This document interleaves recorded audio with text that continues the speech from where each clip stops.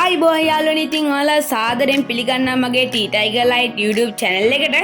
මගේ T Tiger Light YouTube channel එකේ Edu Tiger කියන පාර්ට් එකෙන් අද මම ඔයාලට අරගෙන එන්නේ 8 ශ්‍රේණිය විද්‍යාව පළවෙනි පාඩම වන ශුද්‍රජීවීන්ගේ වැදගත්කම කියන පාඩමේ මම හදපු ප්‍රශ්න කිහිපයක්.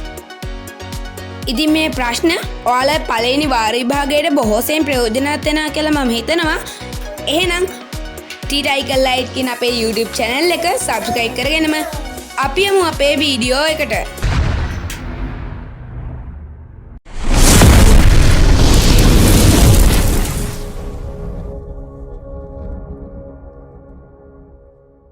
හරි යාළුවනේ, මෙන්න මගේ පළවෙනි ප්‍රශ්නය. ශුද්‍රජීවීන් යනු කවුරුන්ද?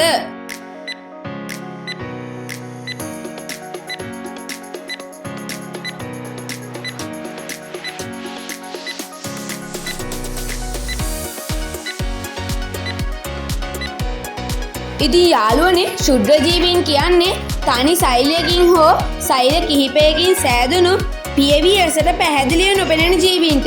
එහෙනම් වීඩියෝ එකත් ලයික් කරගෙන අපි යන් ඊළඟ ප්‍රශ්නෙට. දෙවෙනි ප්‍රශ්නය තමයි මුල්වරට ශුද්‍රජීවීන් නිරීක්ෂණය කරන ලද්දේ කවුරුන්ද? මුල්වරට ශුද්‍රජීවීන් නිරීක්ෂණය කරන ලද්දේ කවුරුන්ද?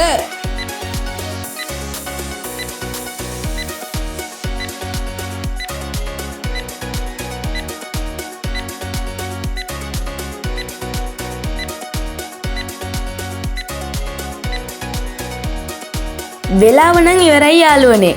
මුල්වරට ශුද්‍රජීවීන් නිරීක්ෂණය කරන ලද්දේ ක්‍රිස්තු වර්ෂ 1674 දී නෙදර්ලන්ත ජාතික ඇන්ටන් වෑන් ලීවන්හුක් නැමැති විද්‍යාඥයා විසින් ඒ සරලන්වීක්ෂයක් සොයා ගැනීමත් සමගයි. තුන්වෙනි ප්‍රශ්නය තමයි පාන් මත වර්ධනය වන ශුද්‍රජීවීන් විශේෂය කුමක්ද? පාන් මත වර්ධනය වන ශුද්‍රජීවී විශේෂය කුමක්ද?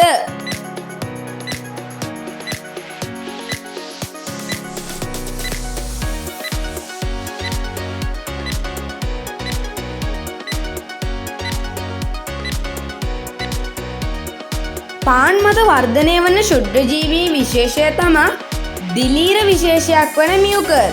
ඉතින් දිලීර විශේෂයක් වන මියුකර් තමයි පාන් මත වර්ධනය වෙන්නේ. ඉතින් මේ වලට පෙනෙන්නේ ඒ දිලීර විශේෂය වන මියුකර් කියන ශුද්‍රජීවියාගේ පින්තූරයක්.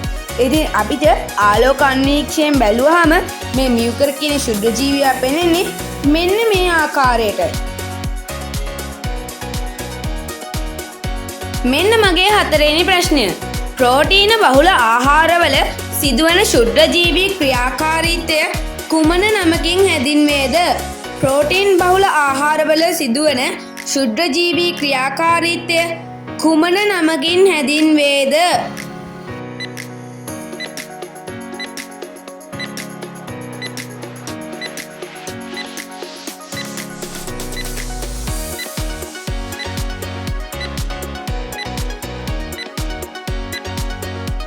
ප්‍රෝටීන බහුල ආහාරවල සිදුවන ශුද්‍රජීවී ක්‍රියාකාරීත්වය පූතිභවනය කියන විශේෂ නමින් තමයි හැඳින්වෙන්නේ. එහෙනම් අපි යන් පස්වෙනි ප්‍රශ්නයට. පස්වෙනි ප්‍රශ්නය තමයි පොල් තෙල්වල සිදුවන ශුද්‍රජීවී ක්‍රියාකාරීත්වය කුමන නමකින් හැඳින්වේද? පස්වෙනි ප්‍රශ්නය පොල් තෙල්වල සිදුවන ශුද්‍රජීවී ක්‍රියාකාරීත්වය කුමන නමකින් හැඳින්වේද?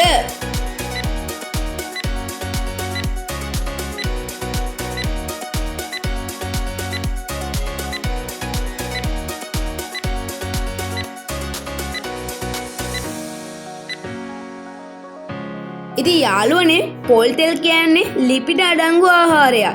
ඉතින් පොල් තෙල් වල සිදුවන ශුද්‍රජීවී ක්‍රියාකාරීත්වය මුඩුවීම කියලා තමයි හඳුන්වන්නේ. ඒ වගේම තමයි සීනි අධික ආහාරවල සිදුවන ශුද්‍රජීවී ක්‍රියාකාරීත්වය පැසීම කියලා තමයි හඳුන්වන්නේ.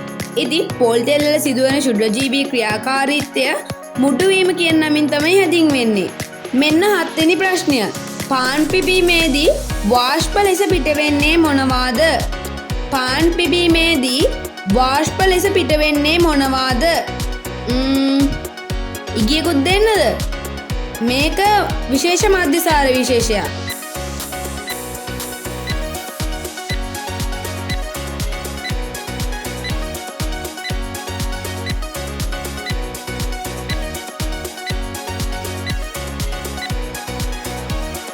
හොයාගත්ත නේද? පාන් පිපීමේදී වාෂ්ප ලෙස පිට වෙන්නේ එතිල් කියන මධ්‍යසාරය. පාන් පිපීමේදී එතිල් මධ්‍යසාරය තමයි වාෂ්ප ලෙස පිට වෙන්නේ. ඒ ඊස්ට් වල ක්‍රියාකාරීත්වය නිසා. මේ ප්‍රශ්න 12 අවසානයේ ඔයාලා ගත්ත ලකුණු සංඛ්‍යාව අපිට කමෙන්ට් එකකින් දක්වන්න අමතක කරන්න එපා. එහෙනම් දැන් අපි යමු 8 වෙනි ප්‍රශ්නෙට. 8 වෙනි ප්‍රශ්නේ තමයි ශුද්‍ර ජීවීන්ගේ හිතකර බලපෑම් ලියා දක්වන්න. ශුද්‍ර ජීවීන්ගේ හිතකර බලපෑම් ලියා දක්වන්න. එකක් නන් නෙමෙයි ගොඩක් තියෙනවා. හොඳට හිතලා බලලා දෙමුකෝ බලන්න උත්තර.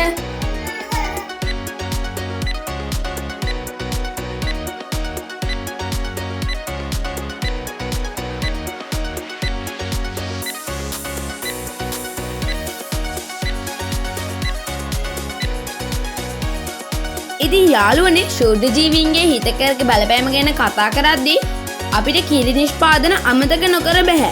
මොකද කිව්වොත් කිරි නිෂ්පාදන බොහෝමයකට මේ ශුද්‍ර ජීවීන් දායකත්වය සලසනවා. උදාහරණ විදිහට මේ කිරි නිෂ්පාදනයේට ඒ වගේම තමයි චීස් නිෂ්පාදනයේට තව යෝගර්ට් නිෂ්පාදනයේ ආදී නිෂ්පාදන බොහෝමයකට මේ ශුද්‍ර ජීවී මහඟු දායකත්වයක් දක්වනවා. ඒ වගේම තමයි කිරි නිෂ්පාදන වලට විතරක් නෙවෙයි අනිකුත් කර්මාන්ත වන බේකරි කර්මාන්තයට කොහු කර්මාන්තයට වගේ කර්මාන්ත බොහෝමයකටත් මේ ශුද්‍ර ජීවීන් මහඟු සේවයක් සලසනවා. ඒ විතරක් නෙමෙයි ප්‍රතිජීවක ඖෂධ නිෂ්පාදනයට ප්‍රතිශක්තිකරණ එන්නත් නිපදවීම වගේ සෞඛ්‍ය කටයුතු සඳහා මේ ශුද්‍ර ජීවීන් මහඟු දායකත්වය සලසනවා. ජීව වායු නිෂ්පාදනයට කොම්පෝස්ට් නිෂ්පාදනයට ආහාරයක් ලෙසටද මේ ශුද්‍ර ජීවී මහඟු සේවයක් සලසනවා. එහෙනම් දැන් අපි යමු 9 වෙනි ප්‍රශ්නෙට.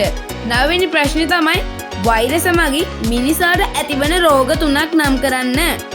9 වෙනි ප්‍රශ්නය වෛරස මගින් මිනිසාට ඇතිවන රෝග 3ක් නම් කරන්න.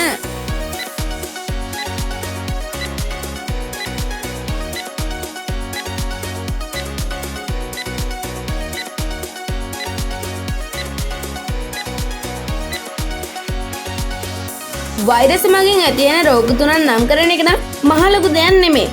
සම්ප්‍රදිශ්‍යාව, ඩෙන්ගු, පෝලියෝ, ඒඩ්ස් වගේ රෝග වගේම මේ ළඟදී තිබ්බ කොරෝනා වෛරස මගින් ඇතිවන රෝගයක් තමයි.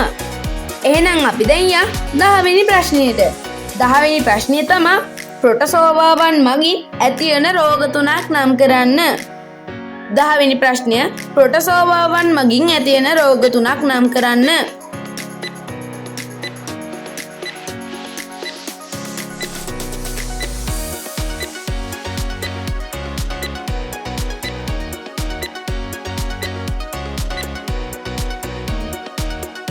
හරි යාළුවනේ ප්‍රොටෝසෝවාවන් මගින් ඇතිවන රෝග 3ක් විදිහට මැලේරියාව, ලීෂ්මානියාව, ඇමීබා අතිසාරය හඳුන්වන්න පුළුවන්. මේක මතක තියාගන්න ක්‍රමයක් කියන්නද? මැලේසියාවෙන් ආපු ලීෂ්මානියා ඇමීබාවොන්ගෙන් අතිරස හැදුවා. ඉතින් ඔයාලා මේ විදිහට මතක තියාගත්තොත් ඒක ඔයාලට බාහිර විභාගෙදී ප්‍රයෝජනවත් වෙයි කියලා මං හිතනවා. එහෙනම් channel එක subscribe කරගෙනම අපි යන් ඊළඟ ප්‍රශ්නෙට. 11 වෙනි ප්‍රශ්නය. 11 වෙනි ප්‍රශ්නය තමයි ශුද්‍ර ජීවීන් මගින් සතුන්ට ඇතිවන රෝග 3ක් නම් කරන්න. ශුද්‍ර ජීවීන් මගින් සතුන්ට ඇතිවන රෝග 3ක් නම් කරන්න.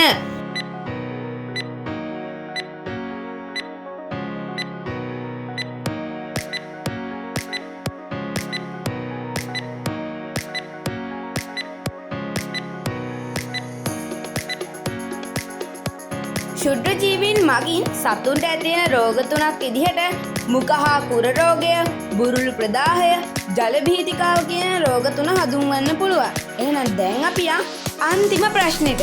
අන්තිම ප්‍රශ්නේ තමයි ශුද්‍ර ජීවීන් නිසා ශාකවලට වැළඳෙන රෝග මොනවාද? එහෙනම් කියමු බලන්නකෝ උත්තර.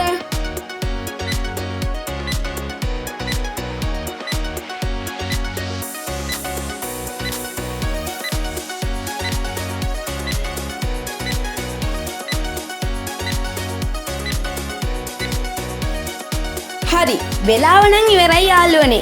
ශුද්‍ර ජීවීන් නිසා ශාක වලට වැළඳෙන රෝග විදිහට කොළ කොට වීම, පත්‍ර විචිත්‍ර රෝගය වගේම අංගමාර රෝගය හඳුන්වන්න පුළුවන්. එහෙනම් යාළුවනේ ඔයාලගෙන් මේ ප්‍රශ්න 12න් කීයක් හරිද කියලා පහලින් කමෙන්ට් කරන්න අමතක කරන්න එපා. එහෙනම් තවත් දවසක අපි මේ වගේ වටිනා වීඩියෝ එකකින් හමු වෙමු. එතකන් ඔයාලට ජයෙන් ජයම වේවා.